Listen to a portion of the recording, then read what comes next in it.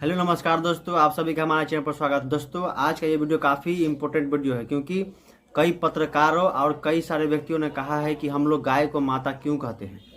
और सबसे बड़ी बात कि मैं मोबाइल चला रहा था और मुझे जो है चलाते चलाते एक बात मुझे उसमें मोबाइल में एक पत्रकार जो है एक हिंदू से पूछ रहा था कि गाय हमारी माता है तो सांड हमारा पिता होना चाहिए।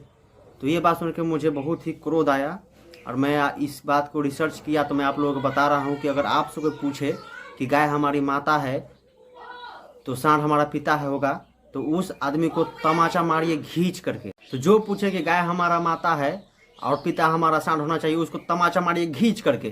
कुछ तो पता है नहीं हिंदू धर्म के बारे में और अनाप शनाप बक जाता है।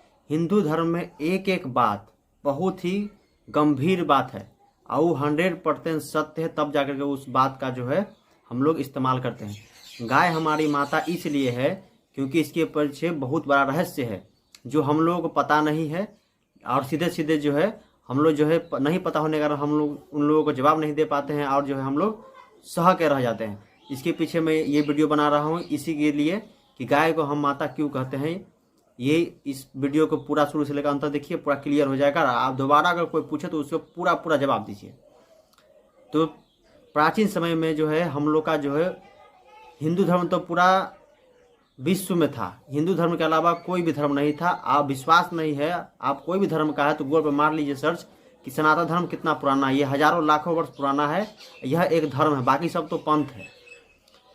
तो सबसे पहली बात कि हम गाय को माता क्यों कहते हैं, तो इसके पीछे एक रहस्य है, वो जो मैं आपको बता रहा हूँ, ध्यान से सुनिएगा। तो प्राचीन समय में जो है दंबकासुर नामक एक राक्षस था जो तपस्या करके ब्रह्मा जी से वरदान प्राप्त कर लिया था। अमृतत्व का वरदान मांगा था ब्रह्मा जी से। तो ईश्वर जो है किसी भी इंसान को अमृतत्व का वरदान नहीं देते हैं, इसलिए क्योंकि वो दुरुपयोग करेगा, क्योंकि मानव का लक्षण ही होता है दुरुपयोग करना। इसीलिए जो है दंबकासुर नामक ने जो है भगवान से अमृतत्व का वरदान के अलावा ब्रह्मा जी से मांगा कि मैं जिसको चाहूँ उसका रचना कर सकूँ, ये मुझे वरदान दीजिए। तो ब्रह्मा जी भी मना किए कि मैं इसके अलावा कुछ और वरदान मांग लो पुत्र। तो दंबकासुर ने कहा कि इसके अलावा मैं और एक तो आपने अमृतत्व का वरदान नहीं दिए, कोई बात नहीं, लेकिन मुझे ये वरदान चाहिए, नहीं तो मैं और घोर तपस्या करूँगा।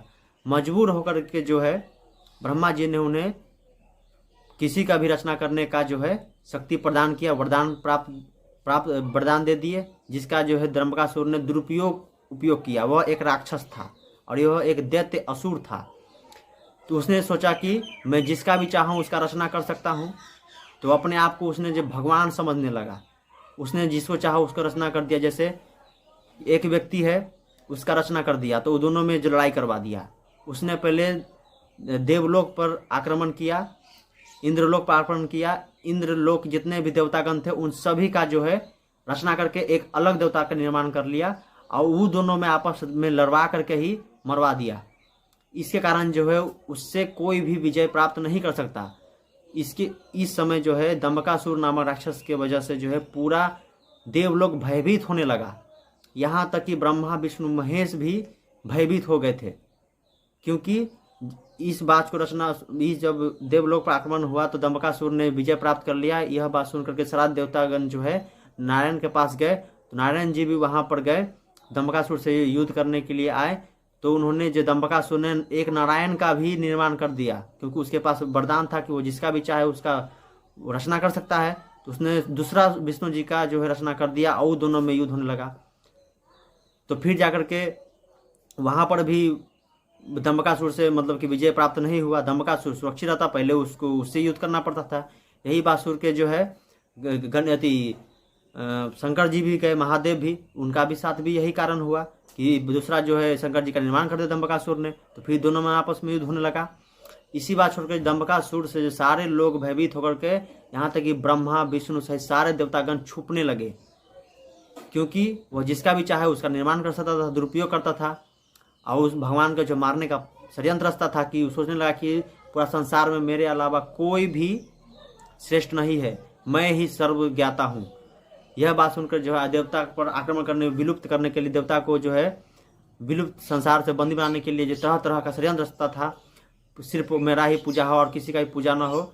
यह दंबकासुर नामक जो राक्षस था ये काफ़ी संग्राम किया और पूरा देवलोक में जो है भयभीत होने के कारण जो है फिर जो हनुमान जी ने, उस समय हनुमान जी थे, उन्होंने जो है इस समस्या का समाधान खोजा। तो सारे देवतागण जो है दंबकासुर राक्षस से नामक से बचने के लिए जो है एक पवित्र गाय जो है उसका शरण लिया, क्योंकि दंबकासुर कहीं भी उसको पताल लोग कहीं भी देवता छुपे होते वहां जाकर के उसको मारता था, समझे। तो इस कारण जो है सारा देवतागण जो है छुप करके जो है एक गाय के शरीर में निवास किए।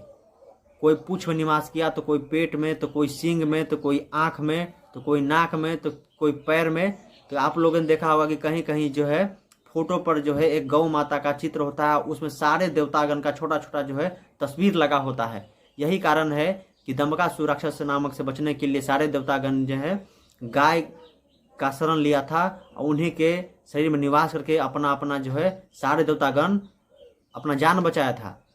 तो सींग में जो है, गाय का सींग में जो है उसमें जो है इंद्रदेव का निवास था। तो उसे वरदान प्राप्त था दंबकासुर का कि उसका किसी से भी वध नहीं होता, न अस्त्र शस्त्र किसी से भी उसका मृत्यु नहीं होगा। तो लास्ट में जो है यह बात जो है हनुमान जी को पता चला। हनुमान जी काफ़ी शक्तिशाली और बुद्धिमान थे।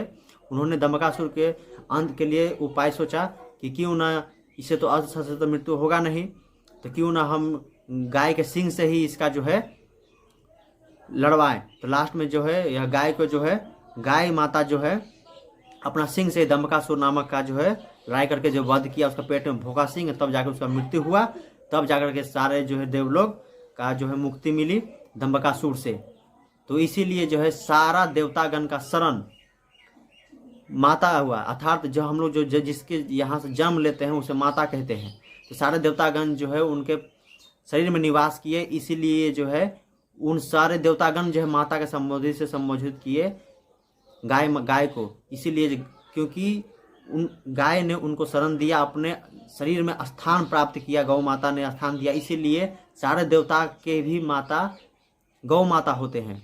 इसीलिए हम लोग भी हिंदू धर्म के अनुसार जब हमारे भगवान के माता गाय हैं तो हम गाय को माता क्यों ना कहें, यही कारण है।